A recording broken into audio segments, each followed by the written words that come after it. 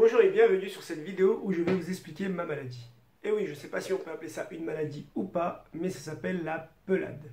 Peut-être que vous aussi qui regardez cette vidéo, ça vous est arrivé et je vais essayer de vous donner tous mes conseils, tout ce qui s'est passé et c'est très difficile d'en parler.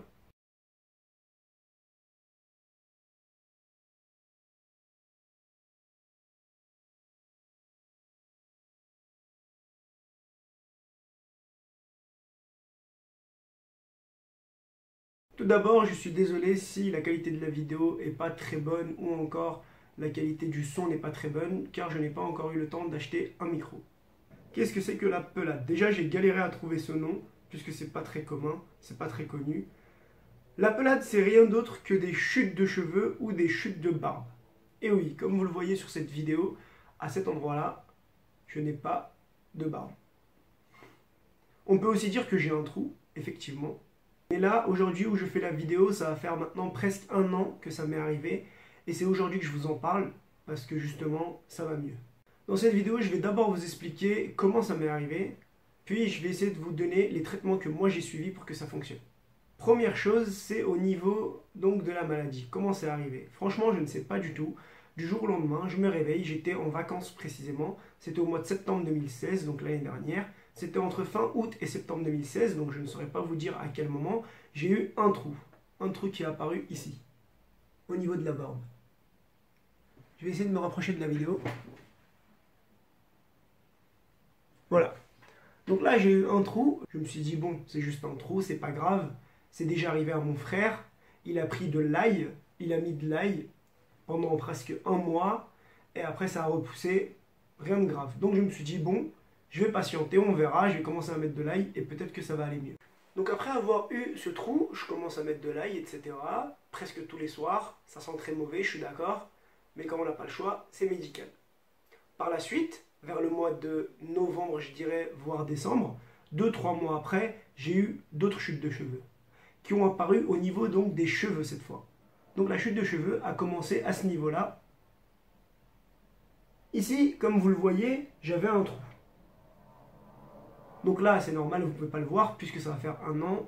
Dieu merci, je vais mieux. Et justement, c'est quand le trou est arrivé dans mes cheveux, c'est là que j'ai commencé à m'inquiéter. Du coup, j'ai pris rendez-vous chez le dermatologue, comme tout le monde vous l'aurait conseillé. Je suis arrivé chez le dermatologue. Le dermatologue m'a dit c'est normal, etc., ça arrive, etc. Et du coup, je leur ai dit, mais qu'est-ce qui est normal? Il n'y a rien de normal là-dedans. Je perds mes cheveux quand même. Enfin, voilà, je suis jeune. Si j'ai pas mes cheveux maintenant, c'est pas quand je vais être plus âgé que je vais avoir besoin de mes cheveux. Enfin, voilà.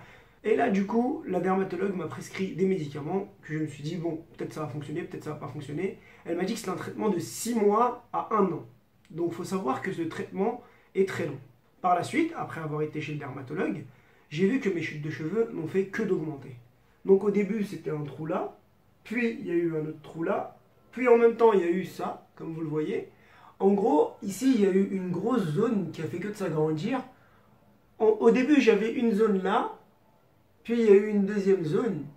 Et en fait, les zones se sont carrément rapprochées à ne faire plus qu'une seule grosse zone. Après, j'en ai eu un autre là, ici j'en ai eu aussi. Et là, je dirais le plus récent, c'est celui qui est ici tout en haut, je ne sais pas si vous le voyez. Là, il y en a aussi, là aussi, et puis voilà. Donc, comme je le disais au début de la vidéo, je vais vous parler comment ça m'est arrivé. Comment ça m'est arrivé? Comme j'ai dit un peu précédemment, c'est du jour au lendemain. C'est-à-dire que je m'y attendais pas. On m'a dit que c'était à cause du stress. Alors, une chose à vous dire là-dessus, lorsqu'on vous parle de stress, c'est parce que les médecins ne savent pas quoi dire. Et les médecins, en fait, quand ils ne savent pas quoi dire, ils parlent de stress, tout simplement. Quand vous allez avoir n'importe quelle maladie qui n'est pas répertoriée dans leur liste de maladies, tout simplement, ils vont vous dire que c'est du stress pour vous faire croire qu'ils savent, mais en fait, ils ne savent pas pourquoi. J'ai lu sur des forums qu'il y avait des personnes qui avaient des plaques blanches. Je ne sais pas, vous avez peut-être dû voir ça dans la rue. Ce sont des personnes qui ont des plaques blanches, qui apparaissent pareil dû au stress. Donc c'est comme ça que vous devez voir cette maladie. Cette maladie, donc si on peut l'appeler une maladie, les chutes de cheveux, c'est quand vous, on va dire que vous êtes trop stressé. Alors quand on parle de stress, c'est pas le stress de tous les jours, hein, pas parce que vous êtes stressé parce que vous avez 4 appels aujourd'hui ou 10 appels, c'est pas ça. En fait, quand on parle de stress, il vous parle d'un effet majeur que vous aurez pu avoir dans votre vie. Ça peut être par exemple quand vous vous séparez de votre copine, c'était pas mon cas, donc je n'ai pas compris pourquoi ça pouvait être ça. Il paraît que c'est aussi quand vous perdez votre travail par exemple. c'est un gros choc aussi. Ça peut être quand vous perdez un membre très important de votre entourage, ça peut être vos parents, ça peut être votre meilleur ami, ainsi de suite. Voilà, donc ils ont répertorié plusieurs choses qui font que ça provoque le stress. Moi personnellement, j'y crois pas. Je ne saurais pas vous dire ça provient de quoi, mais pour l'instant, les recherches n'ont pas trouvé pourquoi on a ça. Donc, ce que vous devez vous dire, c'est que si ça vous arrive aujourd'hui, c'est que vous n'avez pas de chance. Vous faites partie de la minorité de la population, plus de 7 milliards aujourd'hui, à l'heure à laquelle je vous parle. Donc, en octobre 2017, on est plus de 7 milliards d'habitants et c'est tombé sur vous. Mais il faut savoir que vous n'êtes pas le seul, ça arrive à beaucoup de monde, ça part, ça vient. C'est le seul avantage dont on peut parler, c'est-à-dire que ça a la chance de partir. Au début, quand j'ai commencé à voir ça, je me suis dit peut-être que c'est un début de calvitie. Eh bien, en fait, non, c'est pas un début de calvitie. C'est tout simplement des chutes de cheveux. Votre peau pense qu'à cet endroit-là, de votre corps, il n'y a pas de poils. C'est comme la paume de votre main. Vous avez vu la paume de votre main, vous n'avez pas de poils. C'est la même chose. Donc, il pense qu'à cet endroit-là, vous n'avez jamais eu de poils. Donc, c'est sous forme d'hématome. C'est comme si vous aviez un hématome qui faisait que là-bas, vous ne pouvez pas avoir de poils, tout simplement.